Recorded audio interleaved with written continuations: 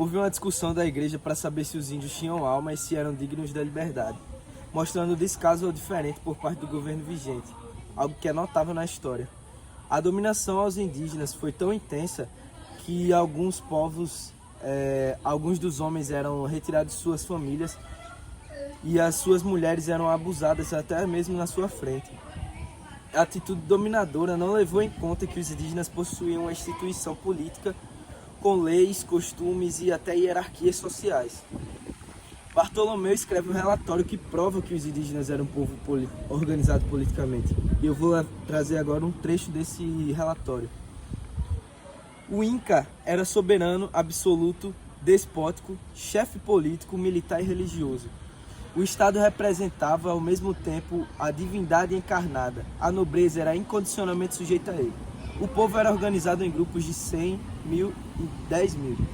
Qualquer resistência era quebrada de modo radical e cruel. Os territórios conquistados eram controlados por fortalezas com guarnições militares.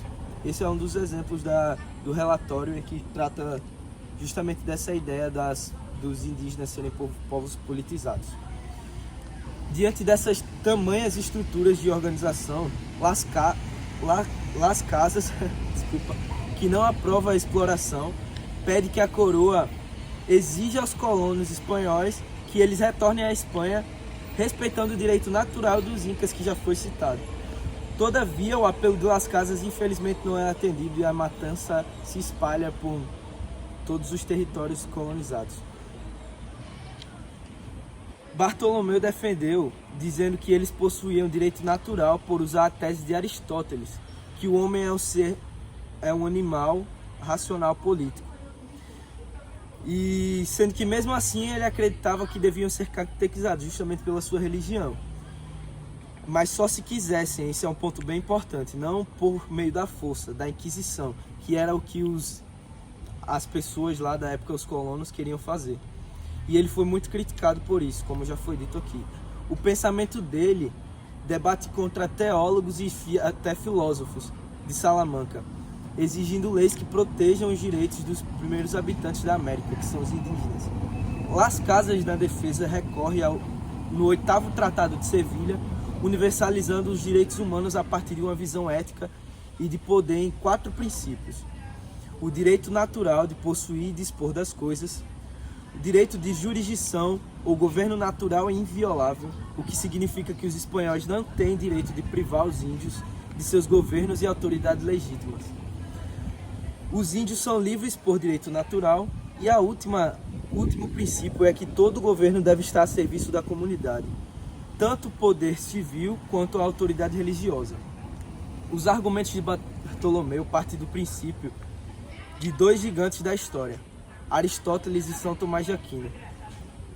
A invocação da ideia desses 2 filósofos era pertinente na defesa desse povo indígena, justamente porque era embasado fielmente em grandes filósofos da história.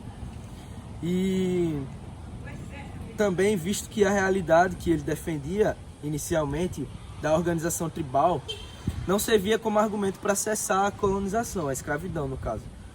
Diante disso, Bartolomeu recorre ao pensamento desses caras.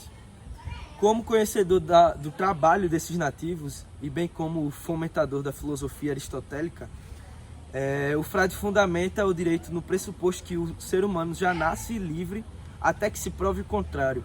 Com efeito também, o homem é naturalmente um ser social. Sendo assim, o poder está a serviço do povo. E todos os povos, mesmo sendo infiéis, têm o direito natural de escolher seus reis soberanos. Isso volta ao assunto de que os indígenas também são animais racionais e políticos. Coisa bastante inovadora para a época dele.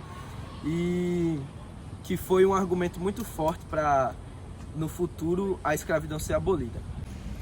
Apesar de Bartolomeu de Las Casas ter sido considerado um grande defensor dos indígenas no período colonial espanhol, ele foi por muito tempo, digamos assim, não é que ele foi a favor, mas ele aceitava, porque era o que era imposto pela igreja, pelos reis, por todo mundo. Até que chegou um dia que ele não viu que isso não era certo, começou a ver os indígenas como humanos e passou a visar os seus direitos humanos. Então, a partir daí, ele começou a defender os povos indígenas da escravidão.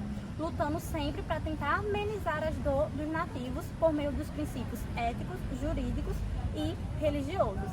A dominação escravista foi uma conquista pelos nativos, o qual eles apenas consideravam os indígenas como selvagens e pessoas que adoradores de deuses, de vários deuses, que isso era muito mal visto.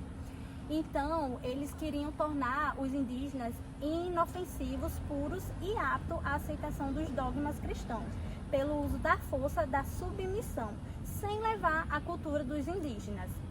Então, diante disso, Bartolomeu afirmava que os direitos dos índios devem ser respeitados quando se trata de liberdade, razão e da dignidade própria, que é um direito natural da vida, tanto para os indígenas quanto para todos nós. Então, a partir daí,